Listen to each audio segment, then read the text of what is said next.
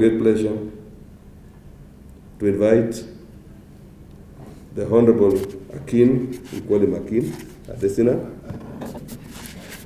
the Minister for Agriculture of the Federal Republic of Nigeria, who is really fast among equals when it comes to Ministers for Agriculture in Africa. Welcome, my brother.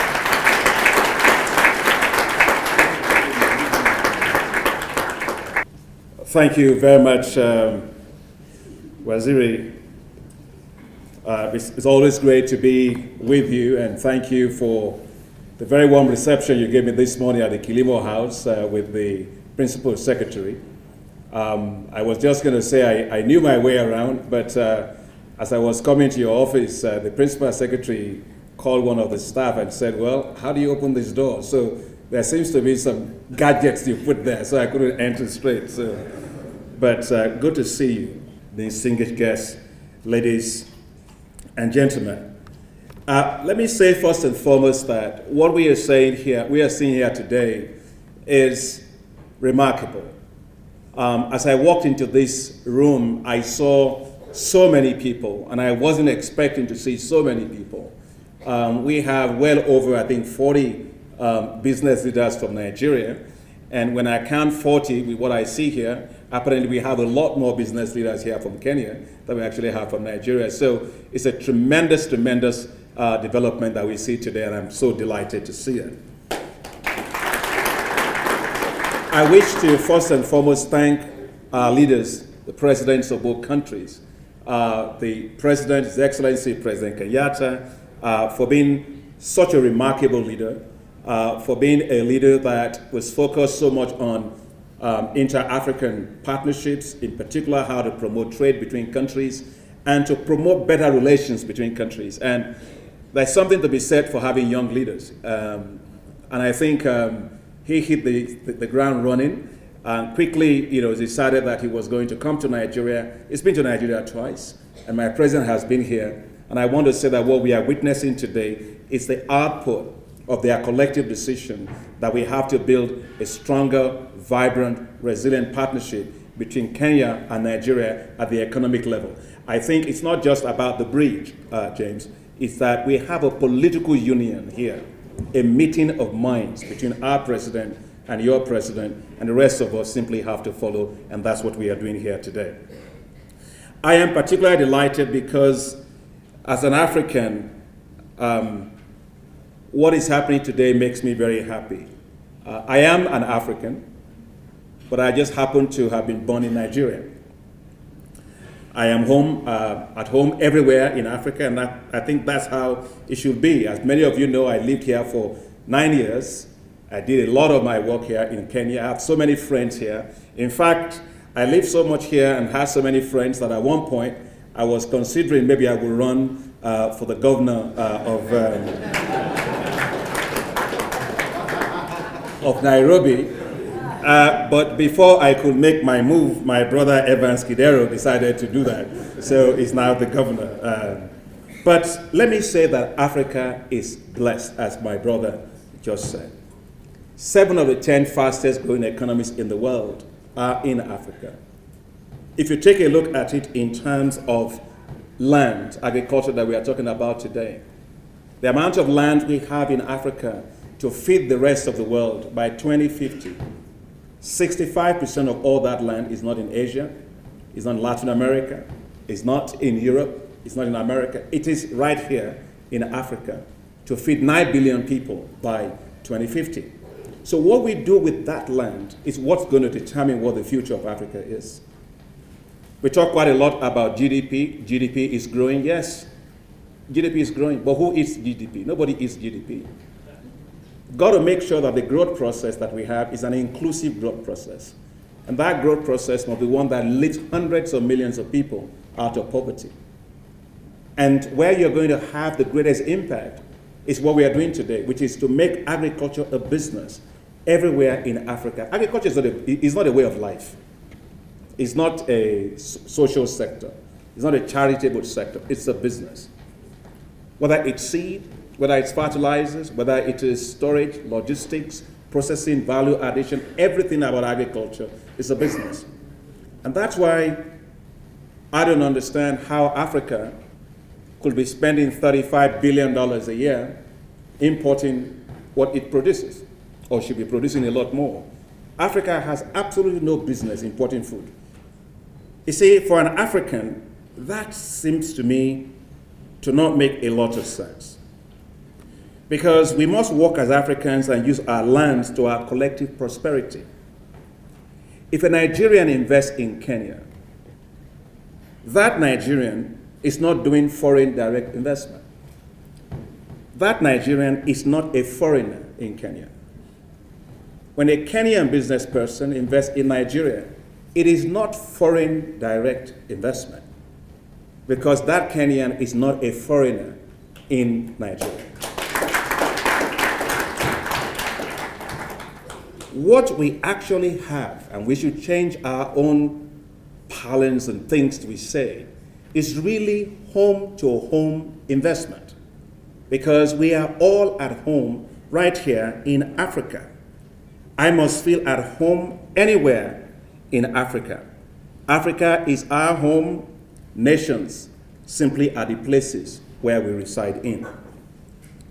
I want to say that when it comes to agriculture, it's important to have government-enabled, private sector-led transformation. In other words, many people told us over time that government didn't matter in Africa, that in fact government is sometimes the problem in Africa. I don't buy it. Because you don't need less of government. You need more of good government, doing the right things, setting the right policy environment, making sure the business investment climate is great for all of you that are here in this room and others outside, so that you can invest. When government enables the private sector, makes things happen, the engine of growth is the private sector. But the government simply cannot fold its hands and say, oh, gee, private sector, go make it happen. Well, some people said that in the 1980s. It didn't happen. And so our two presidents are very committed that as government, we will enable the private sector to unlock the potential of our agriculture across our two countries. And that we are going to do all it takes, whether it is in terms of improving, I think the visa thing's already sorted out. And I must say that I was so delighted when we came here, Your Excellency, the Ambassador, High Commissioner was here. President Kenyatta did something amazing. We just finished the meeting and he issued out a directive. He said, I want the Minister of, I think, Cabinet Secretary for Foreign Affairs to go and meet the Nigerian business leaders in their hotel and issue them how many years? 5 years visa, and it was done immediately. That's incredible. And when we got back home, our president did exactly the same. So this is the kind of thing that we must do. Government clearly must play its role, and we are playing that role. The same way as you guys in private sector innovate is the same way as government that we must innovate and find new ways in which we make it easier for private sector to make the investments that are crucial for us in Africa. So today, let me just give you a little bit of some idea of some of the opportunities that are in Nigeria and why I'm delighted to have such a great team here with us today. We as a government decided in Nigeria that we are going to unlock the potential of Nigeria's agriculture. We have 84 million hectares of land, of which no more than 10% of that is cultivated optimally. In other words, we have huge potential to grow horizontally. We have huge potential to grow vertically. And we decided that to do that, we will not treat agriculture again as a development activity. We're treating it as a business. And sometimes when you say as a business, people get scared for smallholder farmers. Don't be afraid for them. Because Africa should not be afraid of growth. Don't let's get scared of growth. The biggest private sector are the smallholder farmers. And they are simply looking for markets. They are looking for opportunities. But if the agribusinesses that are here are not processing, adding value to products, where are the farmers going to find the markets from? And so we absolutely have to understand that when we actually develop these markets, the farmers benefit. I'll just give you some examples why bold reforms are necessary. And I'm very delighted with what I've heard from my brother this morning. In Nigeria, we used to have a system where if you wanted to invest in agriculture, if your input markets are not working, what are you doing? You can't get seeds, technology, you can't get fertilizer technology, you can't get pesticides, you can't get tractors working, mechanized services. When I became minister, I found that this was something controlled by government. Government will buy it, government will distribute it, and all that. But it appears that it wasn't getting to the farmers anyway, And we ended that system. Today in Nigeria, seed sector, fertilizer sector is totally in the hands of private sector. Government's out of it. The job of government is very simple. Good policies, good institutions, good regulations, good public goods. That's it. The job of private sector is to unlock the potential of that. And that's what we are doing. Now, see what has happened for us in Nigeria when we did that.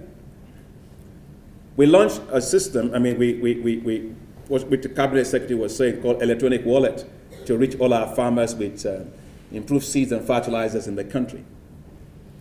And we took government out completely. We developed our country's first ever national database of farmers. Our farmers in Nigeria today, we've registered about 14 million of them. They all have now biometric cards. We are taking them into a national identity management system where they will have cards just like you have MasterCards and stuff like that, and use those cards. We use this mobile phone then to reach our farmers. In the last 2.5 years, 14 million farmers have received their seeds and fertilizers via electronic coupons on their mobile phones. And I think I saw Sam here, Cellulant, who actually has a Kenyan chairman, is the one that actually helped us in developing that, working with us. And I'm delighted that you are actually, Cabinet Secretary, moving into that, because for us, what it has done is tremendous. It allows our farmers to produce well over 21 million metric tons of food within 3 years, additional. And it allowed these farmers to have dignity back. Seed companies have grown tremendously in our country. We had only 5 when we started in 2011, I think. Today we have 80 seed companies in the country. And investment in fertilizer manufacturing in the country is now at $5 billion, coming from Dangote Group, Indorama Group, and also from Notori, which is one of our largest manufacturers. So I'm delighted that we can share that experience with you here, and I think that's an evidence of concrete collaboration that we are having, transferring that technology. In fact, I must say that the World Bank, they wrote us just about 2 days ago that they want to scale up that Nigerian electronic wallet system to every single African country to be supported by the World Bank Institute. And so even India, Brazil, China have approached us. So that's what happens when we work together. And I think that is a fantastic thing that I can say. The other thing I would like to say to you is what good policies does for private sector to go into areas they will never go into. Because we can be here and talk to you about, oh, gee, this is a great sector to go into and all that. But if you don't have the comfort and assurance that the policies are right, the investment climate is going to be good for you, you need to move beyond the MOUs to an IOU, really. And you cannot say IOU unless you are actually invested there. Take rice, for example, in Nigeria. I was talking to the cabinet secretary about this. We have the ignoble status of being the second largest importer of rice in the world after China. And our president said, no, it's not a silver medal he wants to hang on the neck. And so we decided that we are going to change that. And we began to work.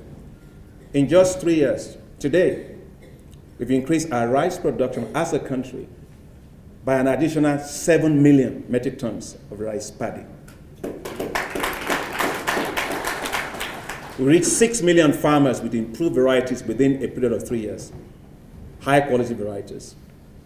And Dangote, our chairman, his senior brother, Aliko Dangote, Africa's richest man, he walked into my office one morning and he said, Honorable Minister, I would like to talk to you. And you know, he was a big importer of cement and today is the largest exporter of cement. And now he came in and he said, look, I think these policies are working, giving us encouragement as private sector. And I've therefore decided to change my business model. And I said, Alhaji, what is the business model you're going to change to? He said, I want to be producing rice in Nigeria, processing it out of Nigeria. And as he was walking out of my office, I said, Alhaji, let God use you to remove from Nigeria the shame of being the second largest importer of rice in Africa. He looked back at me and he said, by God's grace, we will become the Thailand for rice in Africa. 3 months after, he walked back into my office. Today, he's putting in $1 billion US into commercial rice production, processing in Nigeria, that we expect in Nigeria, where within 3 years, we will be exporting rice, just like Thailand and just like India. That's what good policies does. I want you to have the comfort that we've set right policies that can catalyze that scale of investment from one single individual, so you can understand that. I want you to also be aware of something we are doing that will reduce your cost of doing business in Nigeria. If you take private sector, all of you that are here, the three major problems that private sector people have is actually having access to power, electricity, access to land, and access to secure supply of their products, the raw materials. Now, in African countries, everybody is in the cities. The rural area is there. And we bring in our ports, we bring in things through the port, we process it, and then we send it inside our hinterland. But it doesn't make sense, that model. So we decided that we are going to create what we call staple crop processing zones. These are just like your EPZs, your export processing zones, except that they are the transpose of that. They are all in rural areas, vast areas that are going to be enabled by government to have power, water, roads, and gas infrastructure that will allow food manufacturing companies to relocate and locate in rural areas, buy produce, process, add value to it. And we will give fiscal incentives to those companies doing that, because it means that you are processing what we are producing right there in the rural space, as opposed to bringing in imported raw materials. We've completed the design of, I believe it's, is it 14 of those? 17 of those right now with the UNIDO, the United Nations Industrial Development Organization, and some of our private companies that are here are anchor investors in those areas. So as you consider investing in Nigeria, I would like to encourage these investments to be within those zones, because that's where we can enable the private sector. We found that the cost of doing business will go down from anything between 28% to 30% if you are within those zones and if you are outside of those zones. So these are other things, additional things that we wanted you to be aware of. We are going to put around these partnerships that will come out of this place, not words, but very strong financial structures. Your chairman, Dr. Wangi James, is globally respected financial icon. And I spoke with him. I said, let's not just sign MOUs. Let's have business-to-business transactions, deals. And then let's make sure our financial markets, our financial institutions are aligned around those transactions. So that it's not just a love letter, that yes, we've signed this, or we've done that, but that we translate it into real, concrete investment on ground, back. We are determined that our presidents will not be giving words, but they will be giving concrete things that we can show that we have put financial structures around. So I want to ask you, Dr. James, that you and some of our bankers that are here, please help us. Whatever has been put together as a investment structure, the business-to-business deals, let's put strong financial structures around them to make sure that they are not just love letters, but actually things that can be concretized and we can give to our president. In Nigeria, we have 2 facilities that we can offer for that, whether it is between Nigeria investor coming to Kenya or a Kenyan investor coming to Nigeria. One of it is from our central bank. It's called NISAL. It's a facility to reduce the risk of lending by banks to agricultural sector. It actually grew out of the work that I did with James here in Kenya. And today we have a facility in Nigeria that will leverage $3.5 billion US dollars of the balance sheet of our banks into agricultural value chains all across the country. And we can use that to support anything that comes out of this place. The second one is what we call Fund for Financing Agriculture, which is a new fund that we have. It's an equity, quasi-equity fund. Ada, if you might stand, because you're running that fund, but the fund managers are not here. And this fund is with the German government that we're doing together, and we expect it to be about 100 million US dollars. It can provide equity and quasi-equity financing to support these kind of business transactions that you're going to be talking about today. The point I'm trying to make is that I don't want to give you just a classic government talk. No, we didn't come here to talk. We come here to give you an assurance that what you're doing, we are going to put proper systems and financial instruments around it to work. That's really what's very crucial in what we are doing here today. Let me close by saying that the Nigerian Agribusiness Group, which is chaired by, and Mr. Ajewere also is here, I'm very proud of our business people. You know, Kenyans constantly win in long distance. Every time, I know, Cabinet Secretary, you are from that tribe where, you know, they run is it 5,000? Yeah. Anytime there's a long distance race and you see a Kenyan, put your spike shoes around, just give up and just leave that. But you notice that we always win in short distance, 100 meters.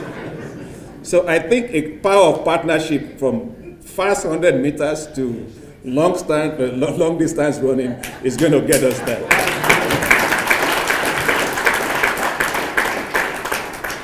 The opportunities for Kenya in Nigeria that I see are as follows. First, I see big opportunity for Kenyan tea in Nigeria. You know, I like chai tea and you know, chai, you know, the chai. And Cabinet Secretary gave it to me. We want to expand trade in that. We have coffee. And also the chairman has mentioned that Mr. Dangote, vast opportunities in Plateau area, in our Middle Belt, in Mambila Plateau area. They are not different from your Rift Valley at all. So you can do tea, coffee, you can do wheat, you can do flowers, you can do horticulture. So let's take advantage of that opportunity. Why am I saying this? Today, Kenya's land, 2/3 of it is arid. And with climate change, it will only get worse. We have land that is almost limitless. So why don't we grow together? So you have the technology, you know the know-how, you're a global player in horticulture, global player in floriculture. But you have a prescient area that we have not even touched. So we want Kenya business people, working with Nigerian business people, to take advantage to grow from there, since you cannot actually expand from here like this. So that's why I made the point in the beginning that it is not a foreign direct investment. It's a home-to-home investment. That's why you can be free everywhere in Nigeria. I also think that an area we would like to see is in the banking industry, especially in agricultural financing. I throw a challenge to you, James. I think I've thrown that challenge before. But I would like to have Kenyan banks work with us to set up agricultural, banks and financial instruments. And you can even take shares in some of our banks on agriculture. And I think we are really open. It's a different kind of conversation we are talking about today. It's not hot air. We really want to see something structured that can happen between our countries in that area. And I want to talk about wheat, what we can also offer Kenya on wheat. I know in Narok and all the areas there you're great with growing wheat. But you will not normally think of Nigeria as a wheat growing country. In fact, we were spending $5 billion importing wheat a year. However, we have introduced into Nigeria today tropical wheat varieties, not temperate wheat varieties. These tropical wheat varieties give us 5 to 6 tons per hectare, as opposed to less than 1 ton per hectare we were getting before. And these tropical wheat lines, we want in the next 3 years to reduce our wheat import by half, exactly half. And we think that these varieties can do well when you are talking about research and development. We'll be happy to have scientists from Kari, is it Kari? To work with ours, to share that technology with you. So in closing, let me say that we would like to, let me also say the issue of dairy. I endorse the dairy. I endorse the beef. You're fantastic with the Kenya Meat Commission. What you're doing there is fantastic. We can learn from that. You know, in Africa, we keep moving animals. You know, as if the Guinness Book of Record is based on how long a distance you can move animals. But we should be moving beef. And I think a structured beef value chain is where we can actually get assistance from Kenya to help us in developing. So as I said, we want joint business ventures. We don't need MOUs. We need IOUs. Investment is what we're really talking about here. We will make sure that we also do things that process and add value to what we do. Right here, I think, Dibeji, are you here? You know, this is from one of our companies called Multitrex. It's doing cocoa. We're doing a lot on cocoa in Nigeria today. I can accept for Nigeria to lose to Ghana, Black Stars, or Ivory Coast, what is it, Elephant in soccer, but not in cocoa. Okay, so we are doing a rapid work on cocoa transformation in Nigeria. Our cocoa exports went from $900 million in 2012 to $1.2 billion in 2013. We expect to be $1.4 billion this year. But Africa produces 75% of all the cocoa in the world. Kenyans love chocolates, right? But we are not processing and adding value to it. Africa gets 3 to 5% of every bar of chocolate.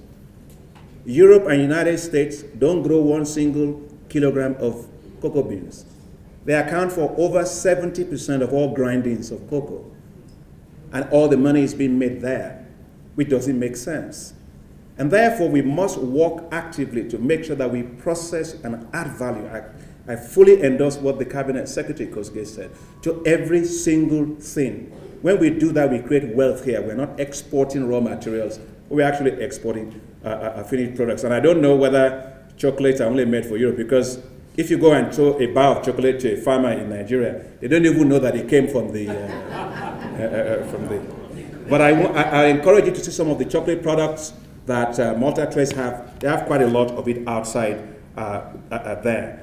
I would like to urge you that we should have very clear timeline to everything we do here, and that we hold ourselves to those timelines. I've been told some of the things that have been banned in Nigeria or on banned list.